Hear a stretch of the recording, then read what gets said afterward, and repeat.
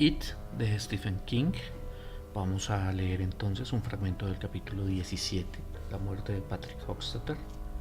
Estamos basándonos en la edición de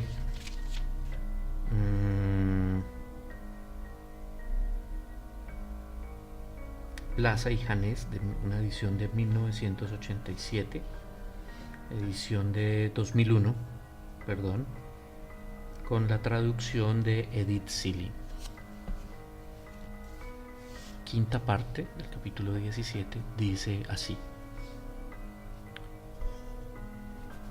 nadie, ni siquiera Mike Hanlon, tenía la menor idea de lo chiflado que estaba Patrick Hochstetter. Tenía 12 años y era hijo de un vendedor de pinturas. Su madre era una católica devota, que moriría de cáncer de mama en 1962, 4 años después de que Patrick fuera consumido por la oscura identidad que existía en Derry y debajo de ella. Su coeficiente de inteligencia, aunque bajo, estaba dentro de lo normal. El chico había repetido ya 2 cursos, primero y tercero. Ese año asistía a las clases de verano para no repetir también quinto. Sus maestros lo tenían por un alumno apático. Así lo habían anotado varios en las 6 líneas escasas que el boletín de la escuela municipal reservaba para comentario del profesor.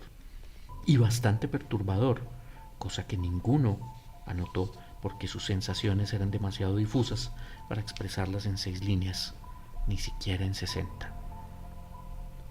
Si hubiera nacido 10 años después, algún psicólogo habría podido derivarlo a un tratamiento que quizá, o quizá no, puesto que Patrick era mucho más astuto que lo que indicaba su coeficiente intelectual, habría revelado las aterradoras profundidades ocultas tras esa fofa y pálida cara de luna. Era un sociópata. Tal vez en ese caluroso julio de 1958 había llegado ya a ser un psicópata completo. No había creído nunca que las otras personas, cualquier otra criatura viviente en realidad, fueran reales. Creía ser, por su parte, una criatura auténtica, probablemente la única del universo. Pero no estaba seguro de que esa autenticidad lo convirtiese en real. No tenía exactamente la sensación de hacer daño ni la de sufrir daño alguno, como lo demostraba su indiferencia ante el golpe que Henry le había propinado en la cara. Pero si bien la realidad era para él un concepto sin significado alguno, comprendía a la perfección el concepto de reglas. Y aunque todas sus profesoras lo encontraban extraño, tanto la señora Douglas en quinto curso como la señora Wims en tercero estaban enteradas de la existencia de aquella caja llena de moscas, y aunque ninguna de las dos ignoraba sus implicaciones, cada una debía luchar con 20 o 28 alumnos más, cada uno con sus propios problemas. Ninguna tuvo con él problemas serios de disciplina. A veces entregaba los exámenes totalmente en blanco, a veces con un enorme y decorativo signo de interrogación. La señora Douglas había descubierto también que era mejor mantenerlo lejos de las niñas porque tenía manos romanas y dedos rusos. Pero era tranquilo, tan tranquilo que a veces se lo habría podido tomar por un gran terror de encilla, torpemente modelado con forma de niño. Era fácil ignorar a Patrick, que fracasaba en silencio cuando una tenía que lidiar con niños como Henry Bowers y Victor Chris, activamente revoltosos e insolentes, capaces de robar el dinero de la merienda o de dañar las instalaciones escolares a la menor oportunidad, o con criaturas con la mal bautizada Elizabeth Taylor, una epiléptica cuyas neuronas funcionaban solo esporádicamente, a quien había que convencer de que no se recogiera el vestido en el patio para exhibir sus bragas nuevas. En otras palabras, la escuela municipal de Derry era el típico carnaval pedagógico, un circo con tantas pistas que el propio Pennywise habría pasado inadvertido.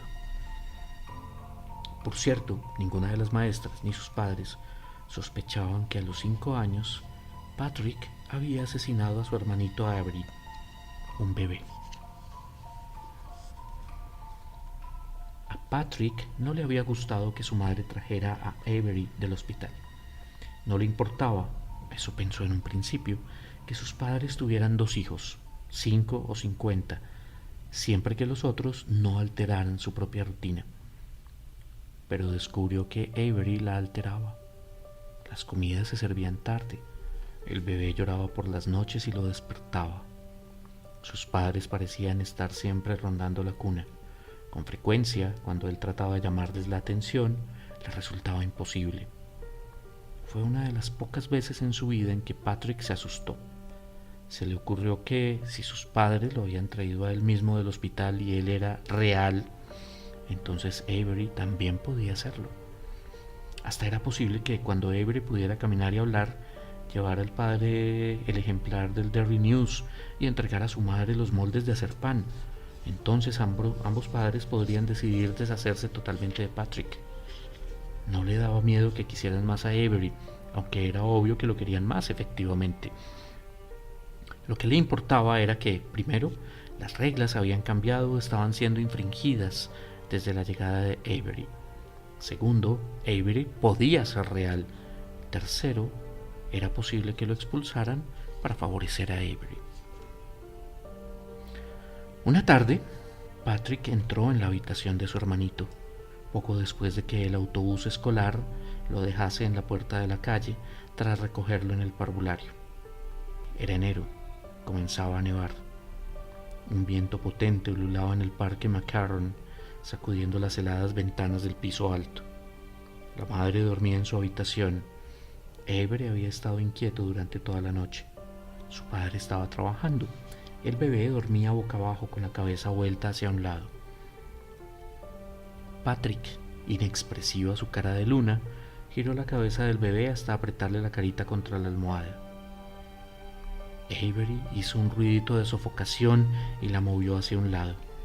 Patrick observó eso y se quedó pensando, mientras la nieve se fundía en sus botas amarillas y formaba un charco en el suelo. Tal vez pasaron 5 minutos. Pensar rápidamente no era la especialidad del chico. Luego volvió a poner la cara de Avery contra la almohada y la sujetó allí por un momento. El bebé se agitó bajo su mano, forcejeando, pero sus forcejeos eran débiles. Patrick lo soltó. Avery volvió a poner la cara de lado, sollozó un poco y siguió durmiendo. El viento envió una ráfaga, haciendo repiquetear las ventanas.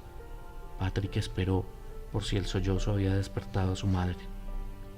No fue así. Se sentía invadido por un gran entusiasmo. El mundo se presentaba ante sus ojos con claridad por primera vez. Sus facultades emotivas eran gravemente defectuosas y en esos momentos experimentó lo que podía sentir una persona totalmente daltónica si con una inyección pudiera percibir los colores por un instante, o lo que un drogadicto en el momento en que la droga pone su cerebro en órbita. Aquello era algo nuevo, cuya existencia no había sospechado hasta entonces. Con suavidad volvió a poner a Avery de cara contra la almohada. En esa oportunidad, cuando el bebé forcejeó, no lo soltó. Apretó la cara con más firmeza contra la almohada. Avery emitió grititos ahogados y él comprendió que estaba despierto. Tenía la vaga idea de que si lo soltaba el niño podría denunciarlo a su madre. Lo sostuvo. El bebé forcejeó. Patrick siguió apretándole la cabeza contra la almohada. El bebé soltó un flato. Patrick siguió sujetándolo. Al final no hubo más movimientos. Él lo sujetó por 5 minutos más, sintiendo que el entusiasmo llegaba a su cima y comenzaba a mermar poco a poco. La inyección iba perdiendo efecto. El mundo volvía a ser gris. La droga maduraba en la somnolencia acostumbrada.